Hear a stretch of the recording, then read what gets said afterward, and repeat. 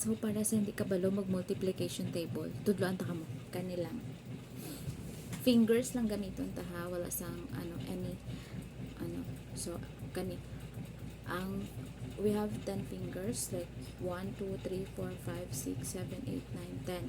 So 10.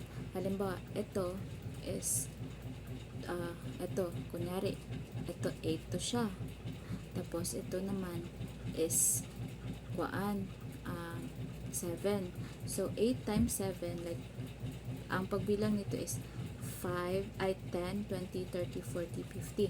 So, yung mga daliri mo, nag-times mo is kunyari ito, 7. 7 ito. Tapos ito, 8. 8 times mo yan siya.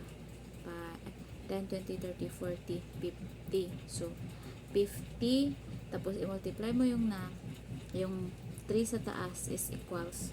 Diba? Ayan, 2 ito. Sa kabila, 2. Tapos ito, 3.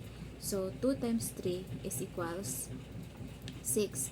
So, yung answer sa 8 times 7 mo is 56. Diba? Ito na naman din.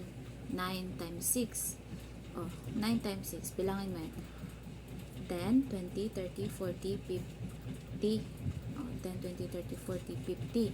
So, 50 yan siya. Kasi ito yung ginamit mo, tsaka ito, 50. So, yung natira dito, i-multiply mo sa natira dito. So, 1. So, 4 times 1 is equals 4. So, ang answer mo sa 9 times 6 mo is 54.